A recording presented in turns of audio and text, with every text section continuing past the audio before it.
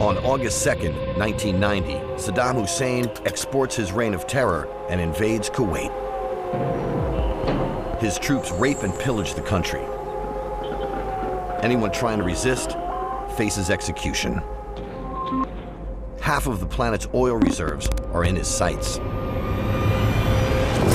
Then, the world's one surviving superpower decides to act like one. This will not stand, this aggression against Kuwait. Our strategy to go after this army is very, very simple. First, we're going to cut it off, and then we're going to kill it.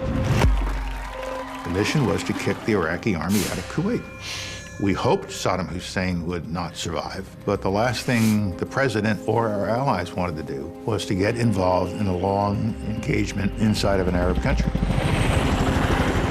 The King of Saudi Arabia allows 500,000 American troops to use his country as a staging area. As the day of reckoning approaches for Saddam Hussein, most U.S. news crews get out of Dodge, save one, CNN. To be actually in the middle of it all was just, it was overwhelming. The deadline for Saddam to get out of Kuwait passes. Within hours, the U.S. mobilizes the most sophisticated attack aircraft the world has ever seen. A squadron of stealth fighters takes off from Saudi Arabia. It was a no-moon night that the campaign started. Our saying was the quickest way home was to go through Baghdad, so we wanted to get it done and over with so we could go home.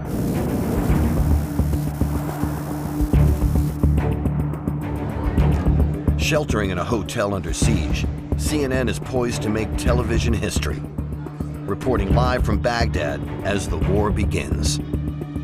We had a sense that any moment the bombing could begin. My primary mission was to hit high-value targets that were designed to kind of blind the Iraqi military. My target was the main telephone switching building for the entire country. We heard the dogs barking like crazy, and one of our technicians said, "The dogs know the bombing's going to begin." I started seeing the lights of Baghdad show up. We hear the sound of planes. They're coming over our hotel. However, we have not yet heard the sound of bombs. As I'm starting to come in to do my target run, I look down and the crosshairs were right on the building.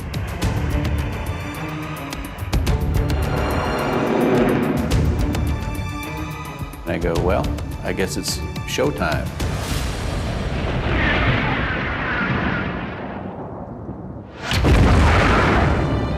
Whoa, holy cow. That was a large airburst that we saw. When it exploded there and I saw the results, I kind of just let out a little whoop out, went just like we drew it up on the chalkboard. And I think, John, that airburst took out the telecommunications. Then it was like all hell broke loose. If you're still with us, you're going to hear the bombs now. They are hitting the center of this city. It was like a fireworks show on the 4th of July right over the Union Plaza in downtown Las Vegas. I just remember thinking, uh-oh, I think we really pissed these people off. The bombing run is a spectacular success. The GPS that will one day guide our smartphones guides U.S. bombs to their destination.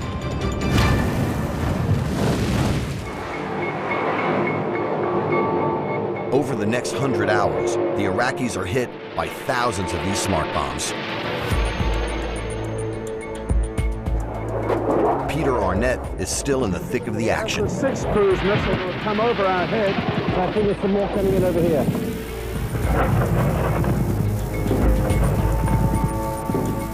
I think the world was sort of stunned and surprised by the kinds of weapons we were using. Tomahawk missiles, the stealth fighters, and the way in which war had become so technologically sophisticated and accurate. The technology was put on display. It was a show for the world of how overwhelmingly dominant U.S. technology is.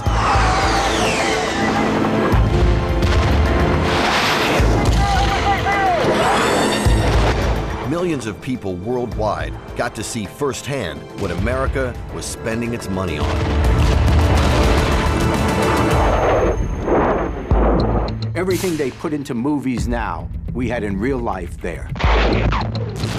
Desert Storm is a perfectly calibrated, perfectly produced television show brought to you by the U.S. military. I'm now going to show you a picture of the luckiest man in Iraq.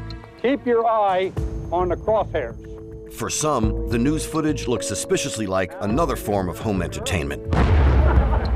There were images there that had a feeling a little bit of a video game, and you know, you could argue there's something unseemly about that. People can watch from afar and not understand what our troops are going through, what the civilians are going through in these areas. It makes it easier for people to feel okay.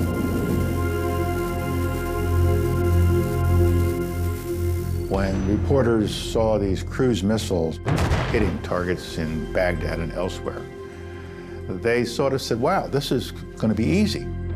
It's not a Nintendo game. It is a tough battlefield where people are risking their lives at all time, and they're great heroes out there, and we ought to all be very, very proud of them. We had to go out and say, wait a minute, this is not a video game, this is real war. On February 24th, 1991, coalition tanks roll into Kuwait. Days later, the war is over. Kuwait is liberated. Iraq's army is defeated. Our military objectives are met. In America, George H.W. Bush's popularity soars to stratospheric levels. The war hero from World War II has done it again. It was the first serious conflict since the end of the Vietnam War, and a lot of people took great solace in the restoration of America's military might. Well, you know, big deal.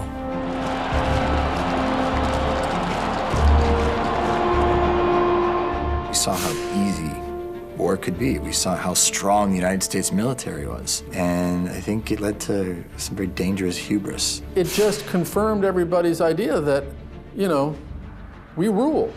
You know, USA, USA. I've got a bone to settle with this guy. Yes, sir. Saddam clung on, but thanks to Hollywood, the real-life monster became a fictional figure of fun. I've been waiting for you, oh big one.